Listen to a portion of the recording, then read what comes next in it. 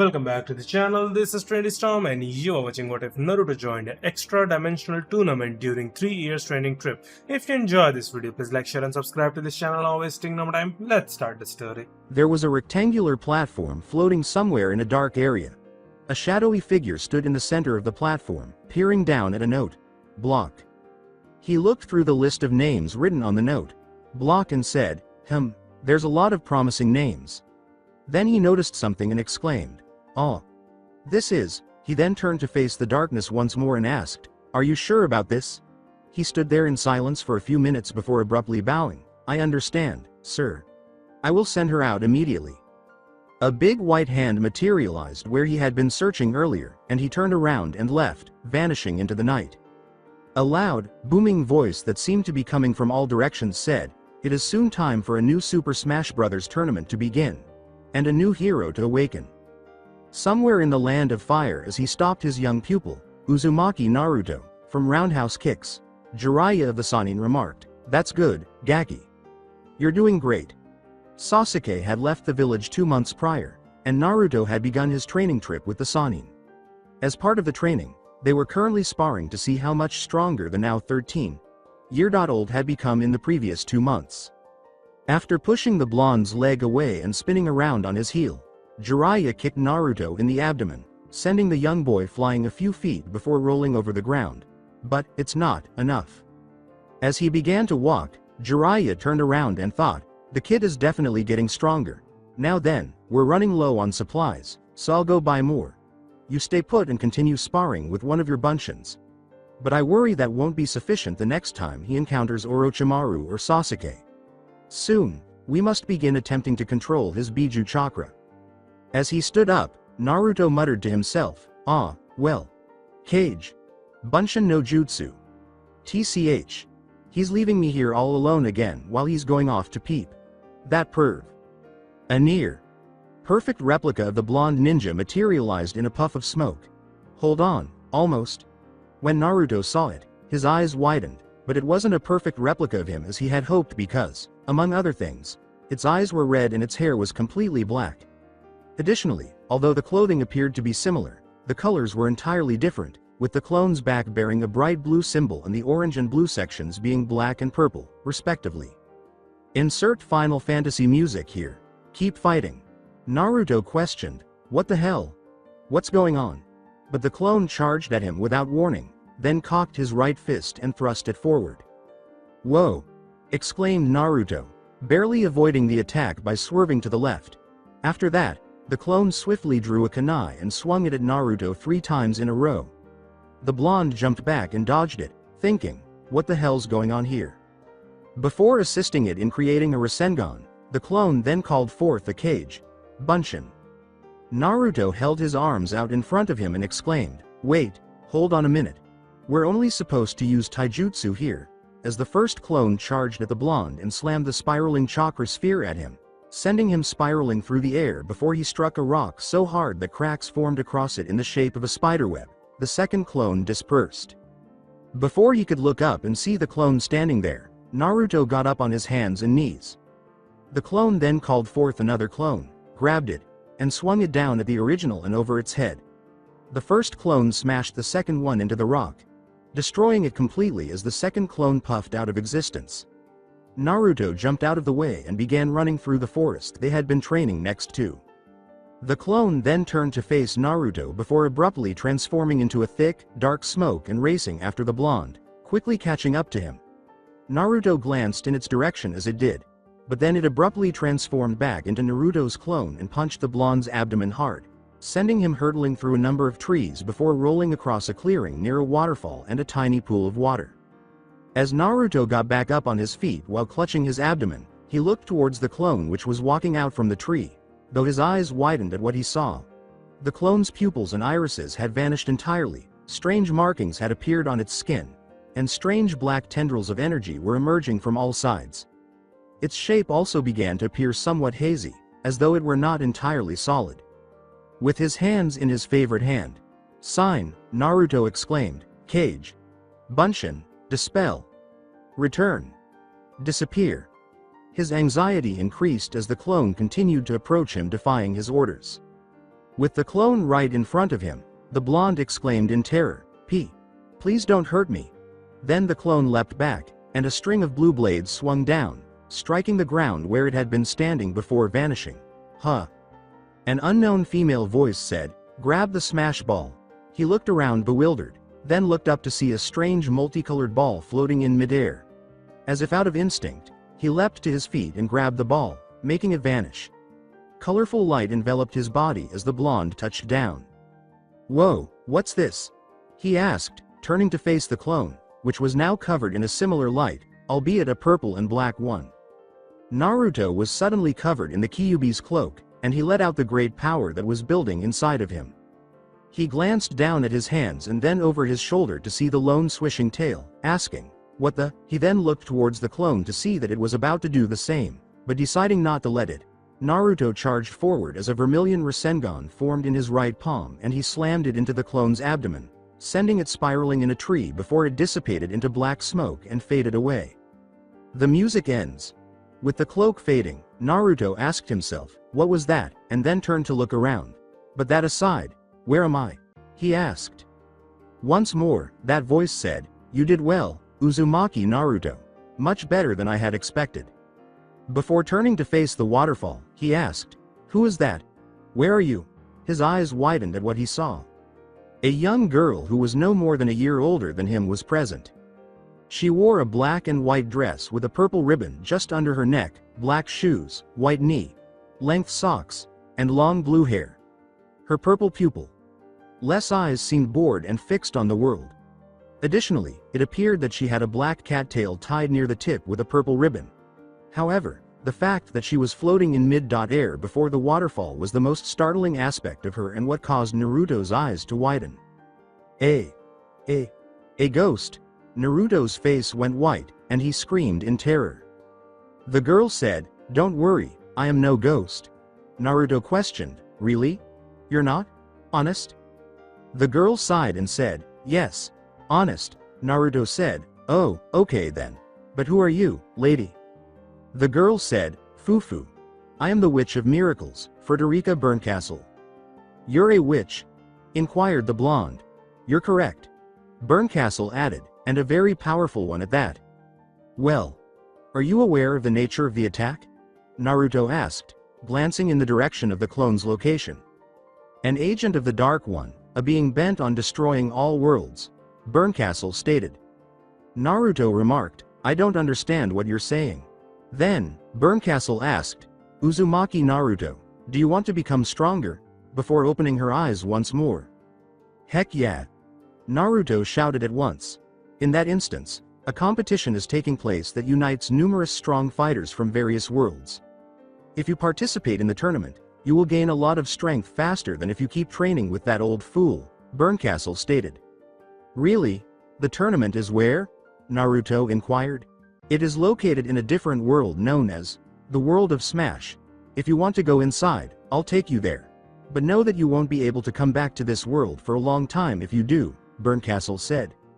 "I'm not interested. I'm in if I can just get strong enough to drag Sasuke Teme back to the village and kick that bastard, Orochimaru's ass." Berncastle grinned as Naruto said that. "Excellent." She held out her hand and Naruto leapt up towards her before everything abruptly turned black. "Then come here, and I'll take you to the World of Smash," she said. When Naruto opened his eyes and saw that he was on a grassy plain, he moaned, "Ung." He sat up quickly and then looked around, asking, Where am I?" He heard what sounded like a roar, and when he looked up, he saw what appeared to be an orange dragon with a flame on the end of its tail, soaring through the air. His eyes widened as he stood up, and he turned to see a huge city that towered over everything below the hill he was standing on. Is this the location she was referring to? The Smash Universe? Did he ask? Sugoi. This location is enormous, Naruto exclaimed as he stood at the entrance of the large city. It was like what he'd ever seen before. He could have sworn the smallest buildings were the size of the Hokage Tower in Konoha while the taller ones were as tall as the Hokage Mountain. For someone from a seemingly primitive world like him, even though they had pieces of pretty advanced technology as well as a few modern cities here and there, it was quite a stunning sight, indeed. As he strolled through the city's streets, Naruto gazed around in wonder, thinking that this place was so great that he only wished he could have shown it to all of his friends. However, while he was looking around, he failed to see where he was going and bumped into something before falling on his butt. Itai. The blonde rubbed his butt and said, "That hurt." His eyes widened when he looked up and saw who he had bumped into. The individual wore a white jacket with the sleeves rolled up, a green pilot uniform that was only partially zipped up to reveal a black shirt underneath, a red scarf around his neck, black fingerless gloves with red wrists and a red plate on the back of his hands, and matching black and red boots on his feet.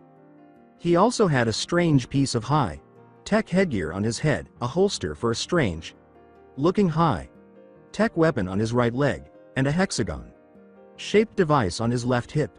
However, what surprised me the most about him was that he resembled a fox on two legs, tail and all. "Hi, how are you doing?" The fox extended his hand to him and inquired. "What?" Dumbfounded, Naruto looked up at the fox. Did the fox just say something? The fox took Naruto's hand and assisted him in standing up, saying, "I asked if you were all right." "Oh. Yes. I'm all right," the blonde declared. "This is the first time I've seen you here. You must be brand new." Fox folded his arms across his chest and said, "My name is Fox McCloud." Fox nodded when Naruto introduced himself as Uzumaki Naruto. "All right, Naruto. Do you intend to participate in the competition?" Fox inquired. Naruto scratched the back of his head and said, "Yeah, I guess." Then he asked, "So, do you know where I sign up?" "Yeah, it's up at level 6 of the city," Fox said, nodding at this point before pointing up toward the city center, right below that incredibly tall tower. "You mean all the way up there?" Naruto said before his eyes widened slightly as he turned to Fox, who stood there with his right hand on his hip. "Wait, level 6? "Yes. Each of the 7 levels that divide the city is higher than the one before it. Right now, we're at level 1. All of the markets and stores are here, along with a number of inexpensive bars and lodging options for those who cannot afford the more upscale establishments. Additionally, level 2 is where regular citizens live. Every other level serves a different purpose, but level 6 is the one you should go to because that's where the overseers reside and where you'll need to register," Fox said. "The overseers?" Naruto inquired. "They're in charge of managing the competition and ensuring that all rules are followed. They have a lot of power as well. Kurama no Kyuubi. Well, now we know why Mewtwo wasn't in Brawl and is only DLC in the new one. In fact, a while back, there was this guy named Mewtwo who thought he could take them on, but he ended up getting completely crushed, and as a result, he was completely missing from the next tournament and only returned a while into the one after that again," Fox said, causing Naruto to gulp. Naruto remarked, "They sound pretty strong." "They are, I assure you. I personally witnessed their power," Fox remarked. Naruto said, "Well, guess I should get going up there then," and started to leave. "Hey, are you even here?" Fox began, but Naruto jumped up onto the closest building and continued climbing toward the city's 6th level, causing the anthropomorphic animal to sigh and shake his head. "There he goes." He then thought, "But I feel like I forgot to tell him something. Oh well." Level 6 entrance. A small blue mechanical creature flew down in front of Naruto as he landed on a rooftop above a staircase that led to a large gate in the wall he assumed surrounded level 6. The creature's red propeller kept it in the air. Naruto jumped down to the stairs before approaching the gate. It said, "Welcome to Smash City." "What the fuck? Who the devil are you?" Naruto inquired. "I am one of the many Omochao around the world. WHO observe the battles between contestants as well as gives helpful tips to beginners," the Omochao stated. "So, could you please tell me how to pass this gate, for once?" the blonde asked, not wanting to give the overseers a bad impression, even though he could probably just run over the wall. "According to the Omochao, you can't." "What?" Naruto posed a perceptive question. Naruto's head sagged as the Omochao said, "As a new feature, in order to compete in this year's tournament, you need to be part of a 3-man team. You can't enter unless you bring 2 others with you." He turned around and began to leave, but then his eyes brightened and his head shot up as he had the thought, "And no cage bunshins." Naruto's head slumped once more as he continued to walk. He was unaware, however, that a cloaked figure was standing on top of the wall, watching him from above. Level 5. Where am I going to find two people who want to team up with me? Naruto asked himself as he descended the stairs to level 6 and entered the street. Ah! Aid me. He looked up in time to see a big reptilian-like thing run past him with a young woman on his shoulder, but the blonde was startled out of his reverie by a female voice. What the fuck? Naruto gave them a startled look. Me needs assistance. As the reptile kept running, the woman screamed. You're right. As he ran after them, Naruto exclaimed, Hey, you, whatever you are, stop there. HMPH. The reptile sneered to himself, thinking the child had been dealt with appropriately, but he couldn't be more mistaken as Naruto had jumped onto the rooftops to avoid it and was now running along them. The reptile glanced at Naruto over his shoulder before hurling a spiny shell he was holding at the blonde, which appeared in the blonde's face before shooting straight into the ground, causing a huge explosion. Faye. The blonde clone appeared in a puff of smoke before the original threw him down towards the reptile, but the reptile avoided the clone by crashing into the ground and then running into an alleyway away from Naruto, who landed back on the ground and chased after them. The reptile snorted out before Naruto abruptly leapt into the air. The reptile eventually reached a dead end after some detours, and he appeared to search for a way out before turning around as Naruto got there. When he finally got a good look at the creature in front of him and the woman he was holding, the blonde said, Now there's nowhere for you to run. He was a rather large reptile, looking like a turtle on two legs based on the green spiky shell. His body was mostly covered in hard orange scales, with the exception of his chest and stomach, which had softer white skin. He had 5 spiky black metal rings, 2 around his wrists, 2 around his biceps, and the last one he wore as a collar around his neck. He had a pair of horns on top of his head, with a wild mop of red hair between them, and a small tail with 2 spikes. She wore a pink dress with a blue gem in the middle of the chest, white gloves that reached just past her elbows, and red heels on her feet. The woman had long, wild blonde hair, blue eyes, and a crown on her head, signifying that she was a royal. Well, aren't you tenacious? In any case, what's your deal? I'm busy, don't you see? The turtle inquired. What the fuck? You're able to speak. Naruto was shocked, but he shouldn't have been since he had already encountered a talking fox. You pipsqueak, I can talk, of course. Naruto flinched a little as the turtle yelled angrily. Hey, will you please relax? I was simply taken aback. In any case, please put the woman down right away, Naruto inquired. Hey, do you really believe that I, the legendary King Bowser Koopa, will follow your instructions? Bowser inquired. Whoa. Are you a king? Surprised, Naruto asked. You're correct. Now hurry and get out of my way. Bowser uttered those words. Naruto narrowed his eyes and said, That won't happen. What? Bowser inquired. Play Naruto. Naruto's main theme here. Unless you let her go, I'm going to kick your ass even if you're a king. Naruto shouted, his eyes briefly turning red. HMPH. Bowser threw the woman to the ground and charged at Naruto, saying, You sure talk big, but let's see if you manage to hold true to your words. Naruto jumped back and skidded across the ground as the enormous turtle got closer to the blonde ninja.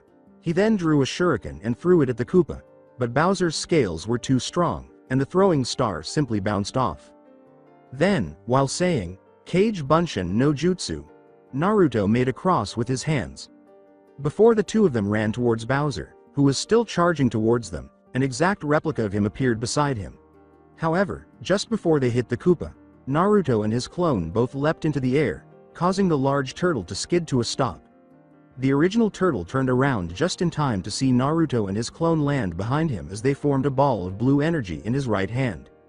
Naruto charged forward as his clone dispersed as the ball formed, then slammed the chakra sphere into Bowser. Rasengan. The Koopa was hurled backwards in a spiral motion, but he was able to plant his feet and dig his claws into the ground before he came to a stop and grew to his full height. The music ends.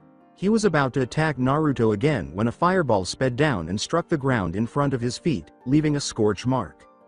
The two fighters looked up just in time to see a man who was slightly taller than Naruto land next to the blonde mentioned earlier.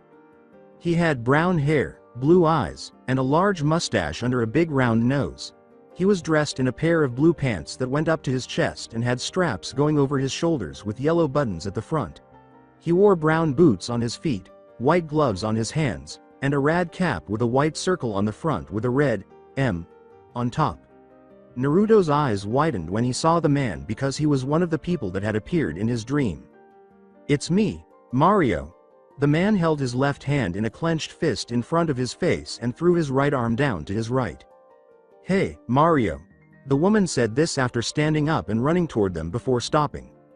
He looked at Naruto and said, "It's going to be okay, princess.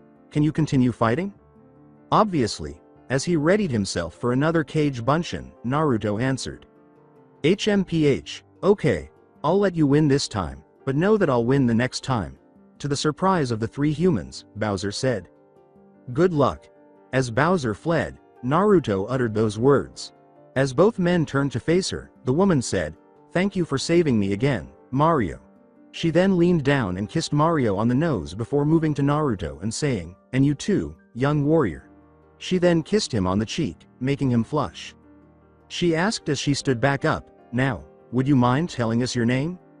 "I'm Uzumaki Naruto, and I'm currently looking for teammates so I can join the tournament," Naruto replied. "Nani? Are you a princess?" Looking at Peach, who was seated on the other side of the rectangular table from him, Naruto asked startledly. As Naruto sat back down in the couch on his side of the table, Peach nodded from the chair she was sitting in. M.HMM. They were in a room in one of the 5-star hotels on level 5, which housed the more upscale hotels, bars, and even a number of casinos. "So you saved the princess without realizing she was a princess?" Mario asked, carrying 3 cups and some tea from the kitchen. No, when Mario poured the tea into the cups, he sat one in front of Peach and another in front of Naruto, who took the third one himself while standing. "I thought she was just some girl being kidnapped, so I went and saved her," Naruto said. "You should be commended for that." Before sipping her tea, Peach remarked, "Most people in your situation would have either ignored it, run away after seeing Bowser, or, if they knew I was a princess, done it just thinking of the reward they'd get." Naruto grinned and said, "Well, none of those things occurred to me." He then took a sip of his own tea. This is good." Peach remarked, "That makes it even more admirable." After sipping his tea, Mario said, "All right, Naruto. You mentioned that you wanted to find teammates to compete in the tournament." After nodding, Naruto said, "That's right." Then he had an idea. "Mario.san, will you also be participating in the tournament?" "I am." Mario answered back. Then, with excitement, Naruto stood up and said, "How about we work together? If we collaborated, I have no doubt that nobody could stop us." Now, calm down. In fact, I had been searching for teammates for some time and was going to approach you directly. However, are you overlooking something?" Naruto looked down as he understood what Mario was saying. "Yes, you're correct. A third team member is required," he stated. "Don't let that depress you. We have plenty of time because the tournament starts in just 1 week," Mario remarked. He. Mario is correct. "Why don't you take a nap here for the time being and search tomorrow?" Peach proposed. "Oh. Okay," said Naruto. The following day, when Naruto emerged from his sleeping quarters, he yawned and saw Mario sitting on the couch with his arms folded, as if he was contemplating something. "Mario.san, huh? Have you spent the entire night awake?" Naruto inquired. "Naruto." Mario stated, "We still need to find a third teammate." "Are you acquainted with anyone?" Naruto inquired. Before getting up and approaching Naruto, Mario remarked, "As a matter of fact, I do. It's an old friend of mine." "Are you aware of his location?" Naruto inquired. "I believe so." Mario walked to the door after saying, "Come." Field of Hyrule, Kurama no Kyubi. This stage is based off of Hyrule Warriors in case you couldn't tell. Later, they were standing on a small hill overlooking a large field, but Naruto noticed a castle with walls around it, some of which were rather worn down. There were blue banners hanging from the walls, and between them, Naruto and Mario, were 2 armies engaged in combat. One army was made up of humans wearing blue-themed armor, and the other army was made up of a variety of monsters, the most common of which were red pig-like creatures on 2 legs. "What's happening over there? Whoa!" As a huge, dinosaur-like creature began rolling over a number of the human soldiers, Naruto asked, turning to face the battle.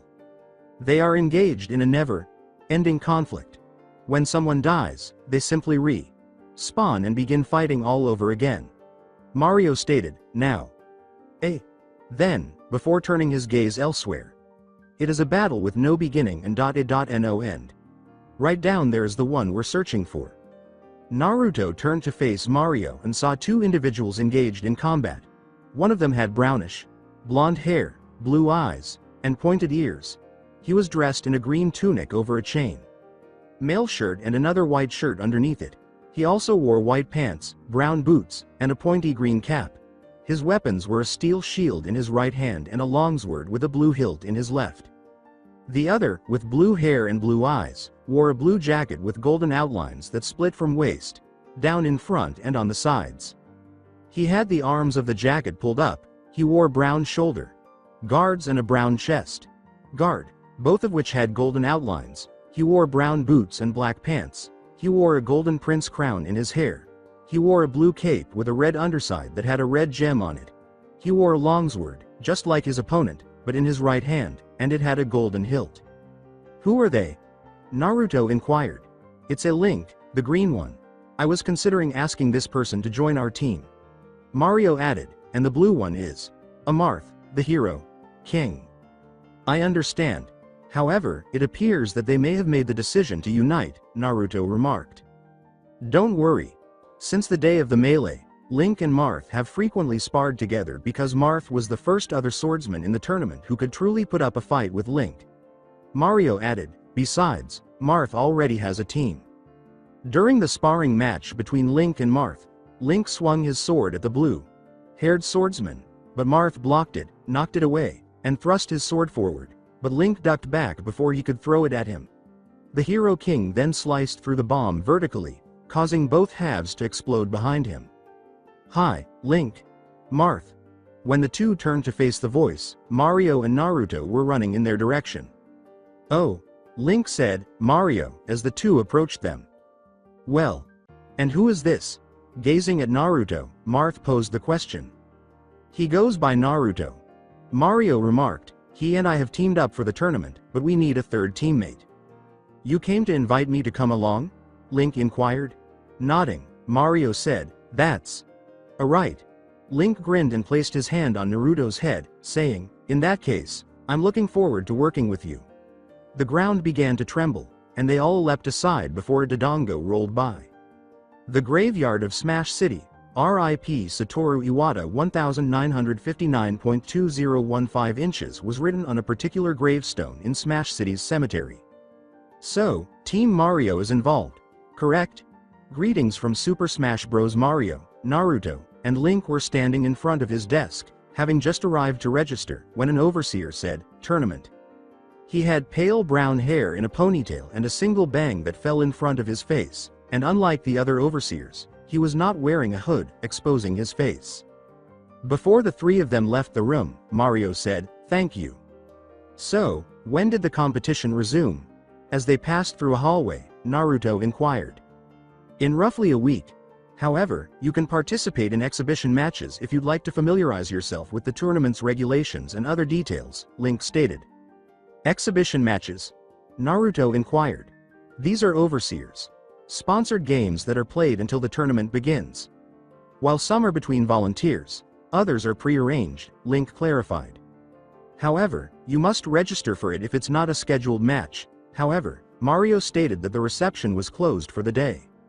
Where can I register? Naruto inquired.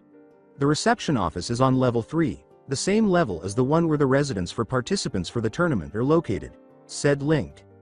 Oh. All right. I understand, Naruto said. Fufufu.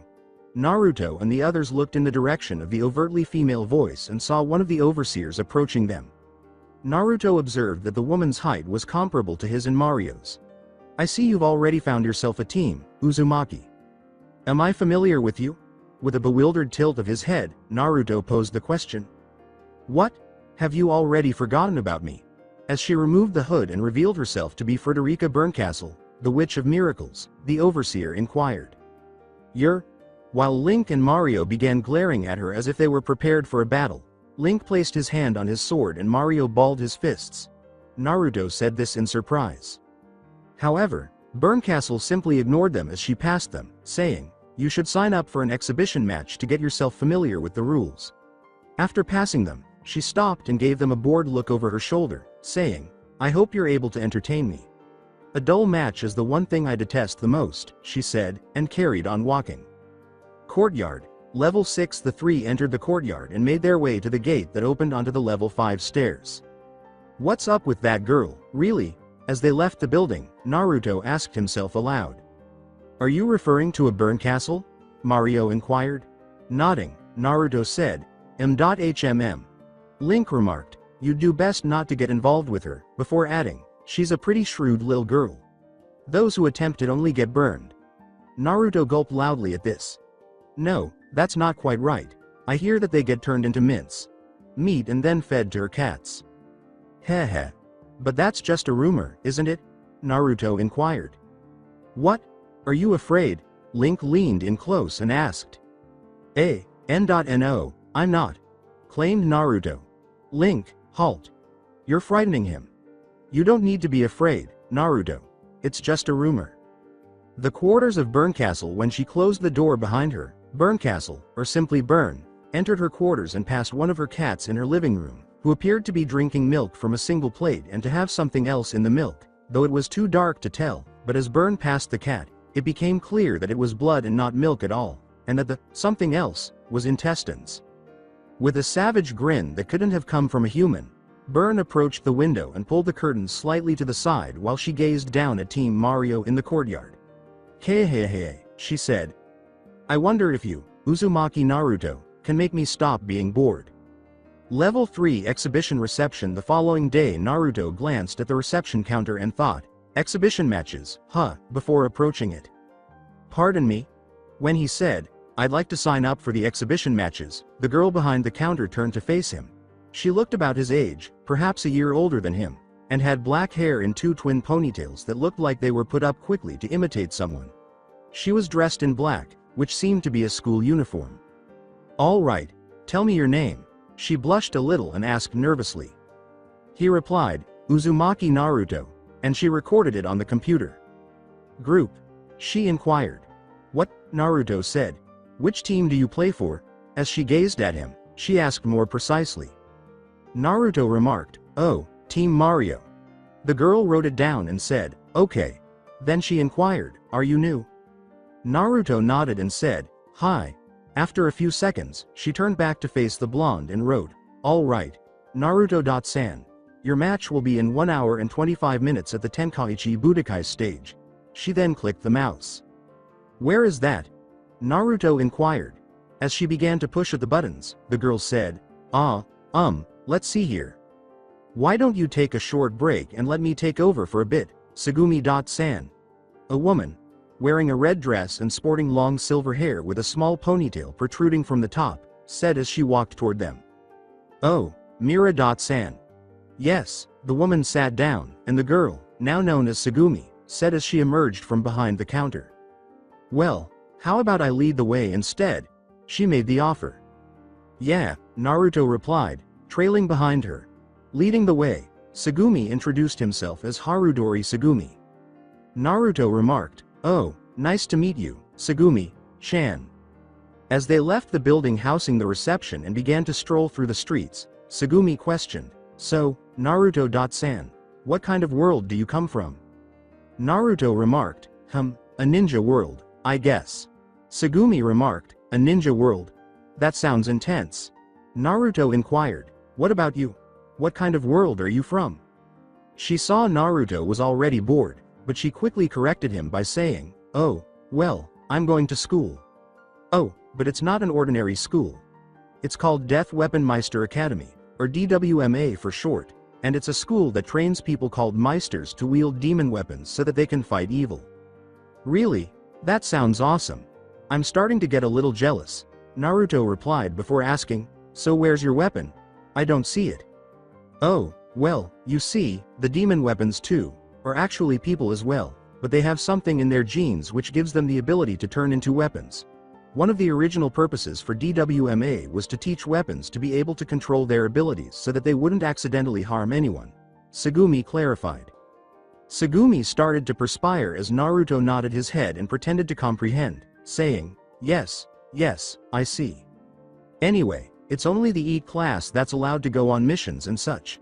I'm in the NOT class, which isn't nearly as exciting," Tsugumi replied. Naruto said, "Then why don't you join the EAT class?" "Oh no, there's no way I could. I'm really not cut out for that." "Well, sure, me and my friends defeated the witch, Shala by ourselves, but there's no way we could join EAT," Tsugumi replied. Stage Tenkaichi Budokai. After a while, Naruto and Tsugumi arrived in a different city and saw a large group of people gathered around a stage where two people were engaged in combat.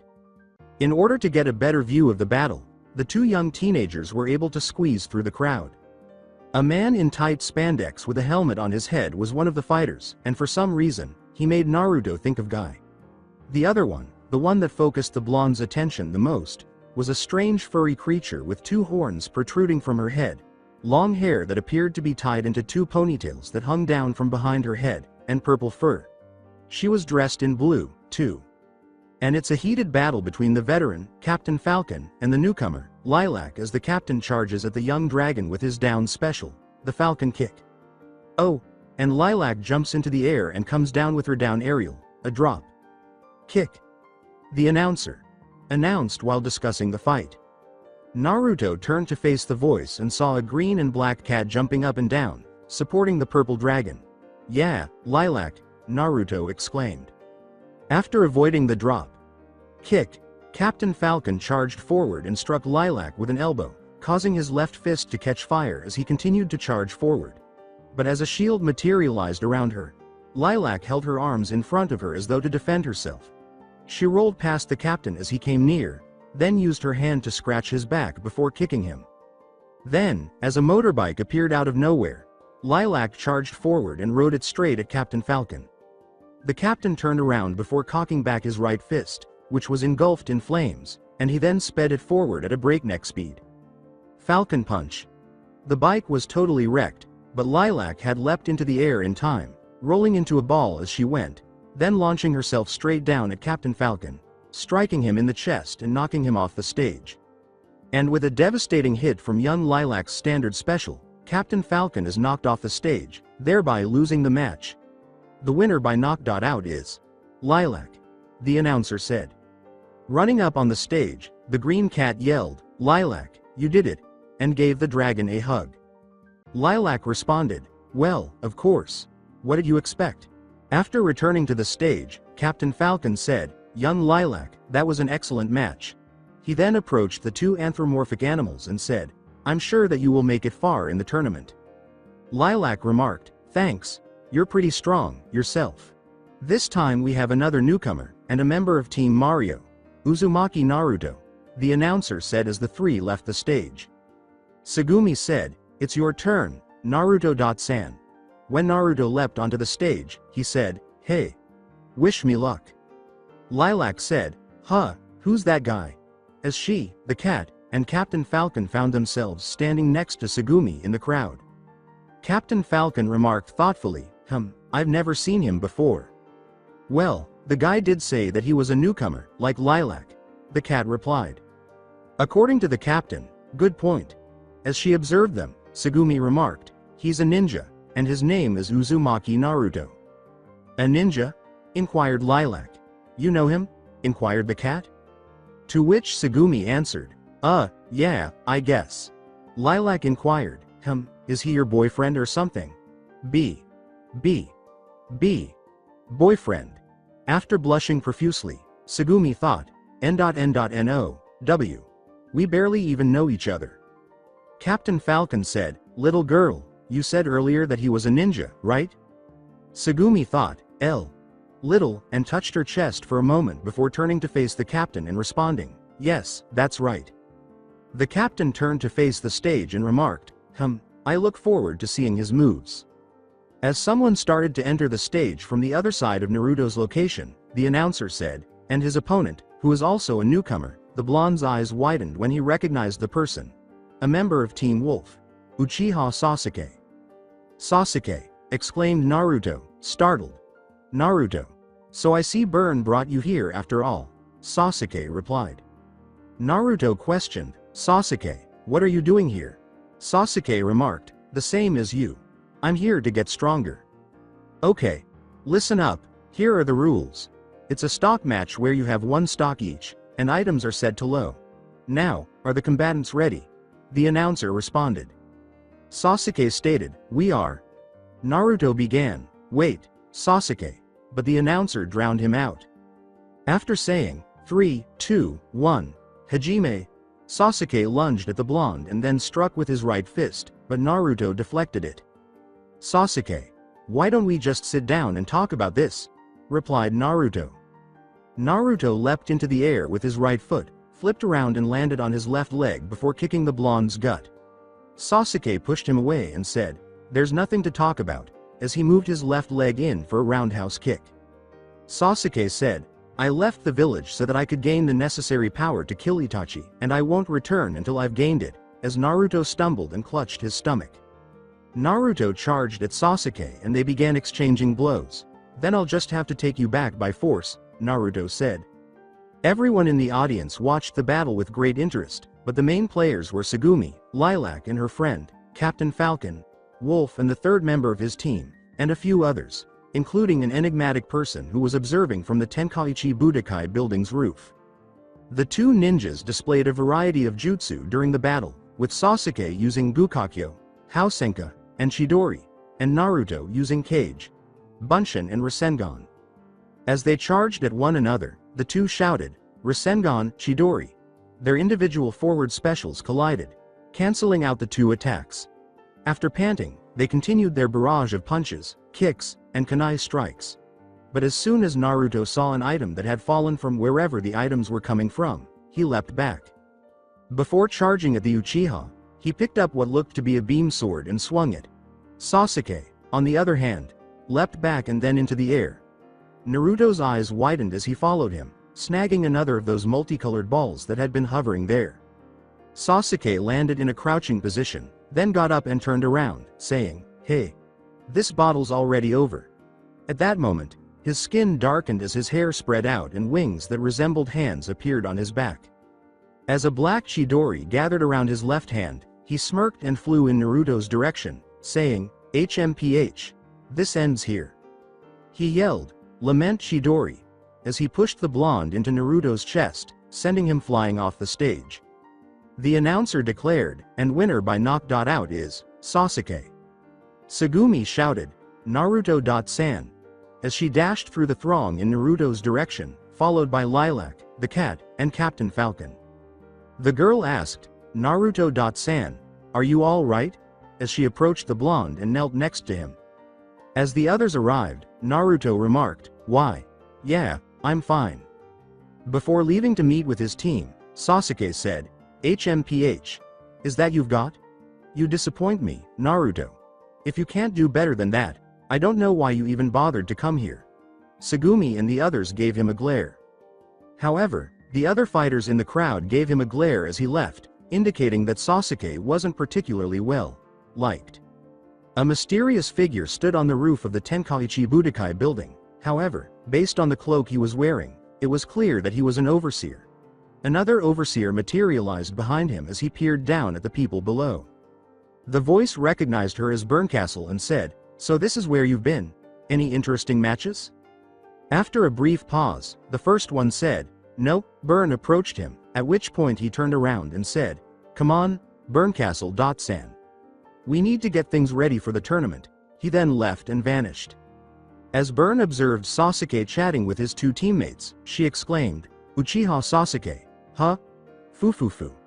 So you want power so that you can find and kill your brother, is that it? Well, in that case, let me grant you the power of my miracles, so that you may succeed. Bern then grinned evilly and added, and then I will grant a marvelous death to both you and your brother as I tear your guts out and expose the truth of why he killed your clan to the whole world. Kyahahehehehe.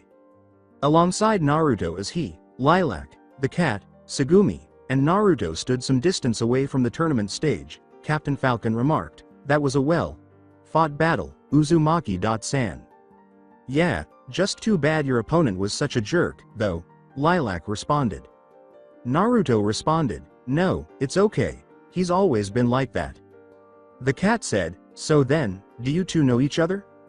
"Yeah, we do. We both come from the same village, and he's the closest thing I've got to a best friend," Naruto replied. The cat remarked, "Ugh. With friends like that, who needs enemies?" "So, Naruto, do you have a team yet? If not, you could join mine. I've been looking for people like you to have on my team," Lilac responded. Naruto scratched the back of his head and said, "Heh, sorry." Lilac lowered her head in disappointment as the cat said, "The announcer guy said he was part of Team Mario, remember?"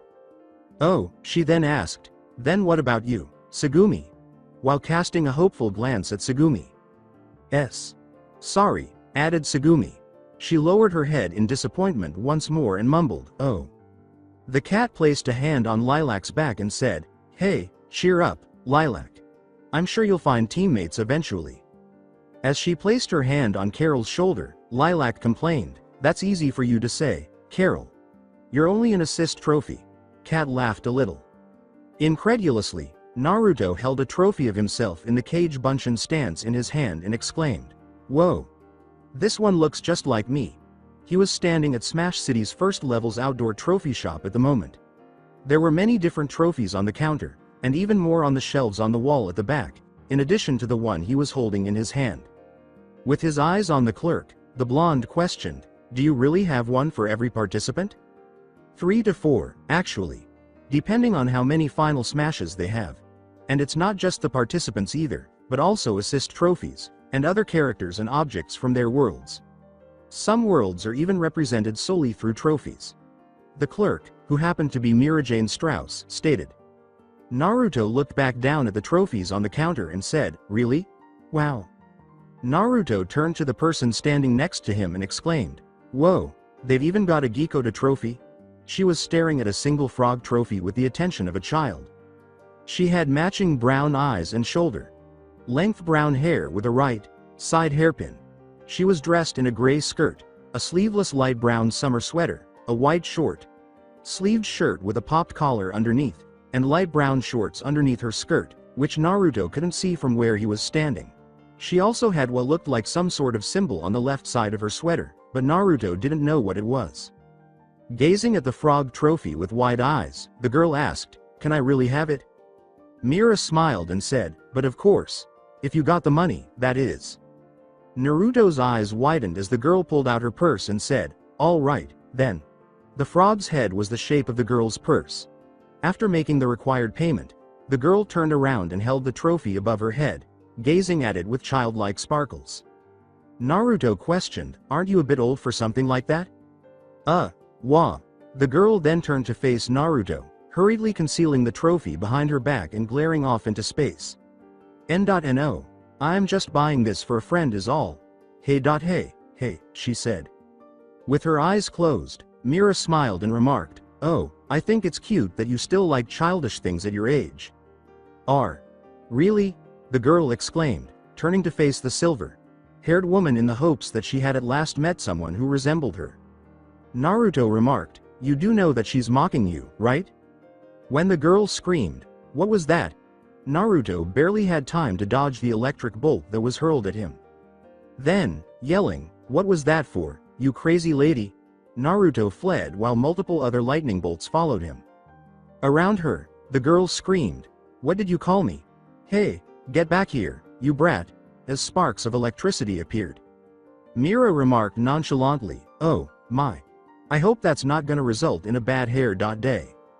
Alongside Naruto after barely escaping the shock of his life, Naruto strolled through the streets.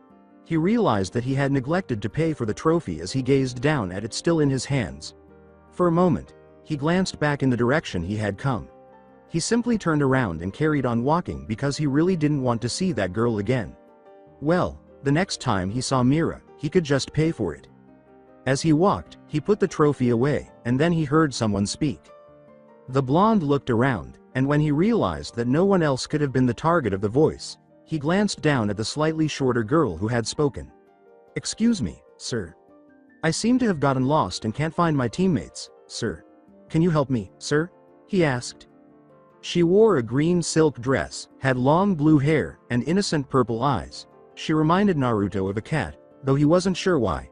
Speaking of cats, he was immediately on guard because she had Berncastle's face, even though he could not see any malice or mischievousness on it. "WH. What the, Berncastle?" he asked, and the girl gave him a perplexed look before beaming a bright smile. The girl's voice was entirely innocent as she said, "Me, I don't know who this Berncastle is, but I'm looking for my teammates, since I got lost and now I can't find them, sir." Naruto nearly wanted to bring her home with him. With his signature foxy grin, Naruto exclaimed, "You're lost? Well, I guess this is a big city. Sure, the name's Uzumaki Naruto. Datbeo." Rika returned his smile, trying to mimic him, and said, "Thank you, sir. I'm Farood Rika, sir." Not long after as they walked, Naruto inquired, "So, where did you see your teammates last?" "It was just after we had come down from entering into the tournament, sir," Rika replied. "So you were on level 5? But how did you get separated in the first place?" replied Naruto. "Oh, that was entirely my fault, sir. I saw a green Kaneko, kitty, and decided to follow her, sir," Rika replied. With a bewildered look on his face, Naruto uttered, "I see. A green cat? Is Carol there?" He had a mental picture of the cat, saying, "NYA," and sheepishly scratching the back of her head. "I was running after the Kaneko, and before I knew it, I was all the way down here in level 1, sir." Rika clarified prior to adding, "And that's when I saw you, and figured you'd help me, sir." Naruto questioned in confusion, "Wait, you don't even know me, so how did you know I'd help you?" Rika grinned broadly and added, "Nipa, heh. I just had to look at you, and I immediately knew you'd help me, sir." Naruto gave her a perplexed look. Well, there was certainly something odd about the girl. Using Link as Link walked through the streets of level 3, he heard the familiar voice of the person who had run up to him. "Hey, Link. How's it going?" Link sighed in frustration. She had blue eyes, point ears, and long blonde hair in 2 braided ponytails that hung down from the sides of her head and lay in front of her shoulders. She wore a white short-sleeved shirt over a green robe with a hood that was tied under her neck and hung down to her thighs.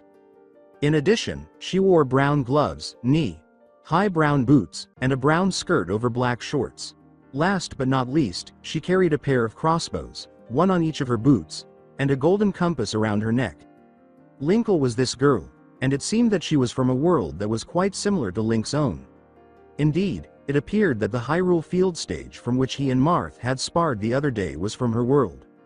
However, she has hardly left him alone since coming to the Smash world, resembling an overly attached yandere girlfriend, minus the extremely insane murderous part. Linkle said, "So, anyway, where are you going?" Link lied and said, "I'm going to train with my team." In fact, he was returning to their room. Linkle exclaimed with excitement, "Really? Can I come with?" Link advised, "Find your own team to train with." Linkle remarked, "Oh, I've already got a team. Then you can just leave me alone and go train with them," said Link. Linkle said, "We've actually just finished up training for today." Link sighed again and hung his head. Link halted his stride and turned to face the girl, who nearly resembled his twin sister. "Then why come train with my team?" he asked. "Well, since we're both legendary heroes, I just wanted to see how we fared against each other, you know," replied Linkle. After a long moment of contemplation, Link said, "Okay. We can have a match if you want. However, afterwards, I would like it if you left me alone." He then started to walk again. Linkle exclaimed, "Yay," before sprinting after him. With a particular girl, there was a certain girl strolling through level 2's streets. She was the third strongest level 5 Esper in Academy City, a scientific city, and was referred to as the Railgun. Nevertheless, a woman identifying herself as a witch had unexpectedly materialized in front of her and her friend Kuroko, bringing them into this bizarre world. Masaka Makoto, the girl, had initially agreed to participate in the tournament because she was excited about the prospect of facing new opponents. However, she never really imagined that she would be transported to a different world like this. As she walked, she sighed in frustration. Even though one of her teammates was a little strange, at least she had found 2 of them rather quickly.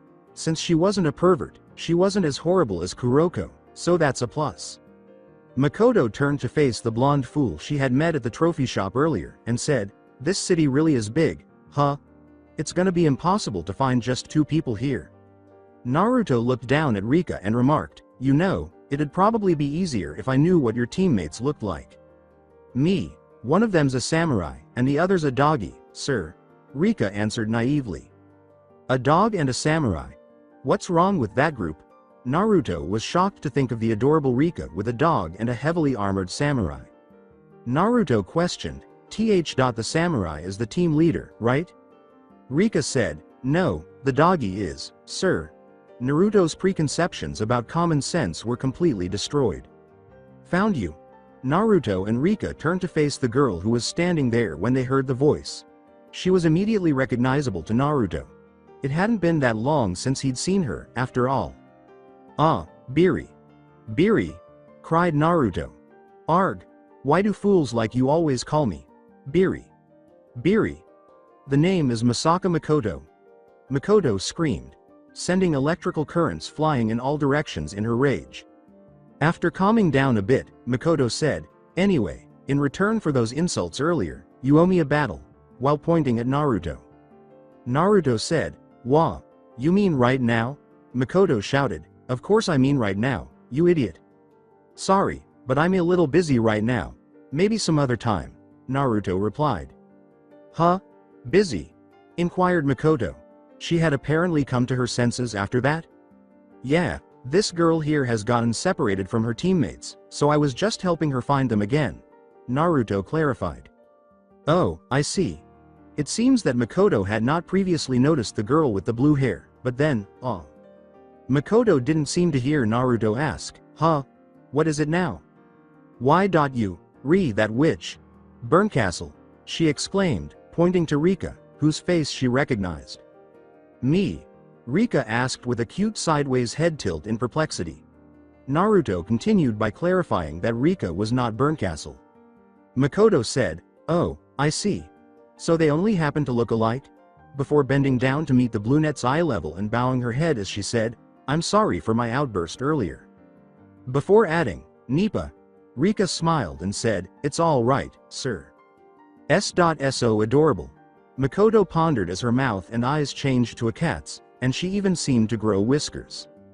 Following that, Rika was receiving assistance from Makoto and Naruto in locating her teammates. The last valley Link and Linkle stood facing one another in the final valley stage. The stage was rather small, with a waterfall occupying the majority of it. There were large statues on either side of the waterfall. Additionally, there were 3 platforms at the waterfall's summit. A large platform in the center and smaller ones on either side. You're doomed if you can't recover and get back up after falling between the platforms. Right now, the two were standing on different sides of the central platform. Linkle had her hands on her crossbows, ready to draw them at any time, while Link held his shield in his right hand and his sword in his left. Play Naruto. Beautiful green wild beast music here. Link then rushed forward without any prior notice or signal, swiftly swinging his sword horizontally to the left as he got closer to his opponent. Before aiming both of her crossbows at her fellow blonde and firing repeatedly, Linkle leapt into the air to avoid it. Before leaping back, Link used his shield to block a lot of the arrows. Then, as Linkle landed back on the ground, she ran forward and appeared beneath Link, firing at him with one of her crossbows before turning away from him and crouching and firing her crossbows behind herself. She then turned around and fired the crossbows ahead of herself before firing them all around herself. She then jumped towards Link while spinning around in midair, beginning to fire repeatedly as she landed and gradually moving the crossbows away from one another. She then proceeded to jump sideways into the air while spinning around and firing, and she completed her landing with a final shot from each crossbow. Large bombs were used in place of arrows, forcing Link, who had been struck by numerous arrows, increasing his damage percentage to 42%, to leap to the rightmost platform in order to avoid the bombs themselves as well as the blast radius. Then Linkle leapt after him, and as she was in the air, a wing ornament of some sort appeared on her boots, and her crossbows abruptly disappeared. Then she flipped in midair and landed on her heel in Link's direction. Link, however, used his shield to block her attack before slashing at her with his sword. Link then leapt after her and repeatedly swung his sword at her as she performed a backward somersault before landing on the middle platform. But with some fancy footwork, Link was able to move out of the sword's path thanks to the increased speed the Pegasus boots provided. After putting away his sword and shield, Link produced a bow and arrow. He aimed the arrow at Linkle, who sidestepped and then produced her crossbows. Link aimed both crossbows at Link before firing them wildly. Link pulled out a bomb and threw it at Linkle after blocking it with his shield. The girl halted her firing as she glanced up at the bomb approaching her. She then leapt out of the way and changed into her Pegasus boots, charging at Link so fast that dust was thrown up behind her. She kicked up as she got closer to him, using the sole of her boot to aim for Link's face. Link felt a strong wind pressure pass by his head, so he simply moved his head to the side to avoid it. Then, as the fight went on, the two grinned at one another. The music ends. Rika, Makoto, and Naruto. Rika, Makoto, and Naruto were strolling through Smash City's level 3 while keeping an eye out for Rika's teammates, a dog and a samurai. Rika yelled, "There they are, sirs," and gestured to her teammates, who were standing a short distance away, presumably searching for her. Naruto questioned, "That's your teammates?" The answer from Rika was, "Yes, sir." Makoto said, "Then why don't you go over to them?" Rika then started running before stopping and straightening herself, which caused Makoto and Naruto to stare at her in confusion. When Rika turned around, her eyes had the same vacant expression as Berncastle's, almost as if she were possessed, and her voice sounded exactly like Berncastle's when she spoke. She smiled and turned back to face her teammates, saying, "Naruto, Makoto, you have to watch yourselves. There are forces at work here that you don't understand." That girl certainly had a peculiar quality about her. Now then, Makoto was staring at Naruto with sparks flying around her when he turned around after sensing a sinister aura. She declared, "It's time for our battle." "Wait, now?" "Of course now. Now. I hope you're ready. Hey, where do you think you're going? Get back here." So that's it for today. I hope you guys enjoyed it. Don't forget to like, share and subscribe to the channel for more awesome stories like this. Thank you. See you all in my next video.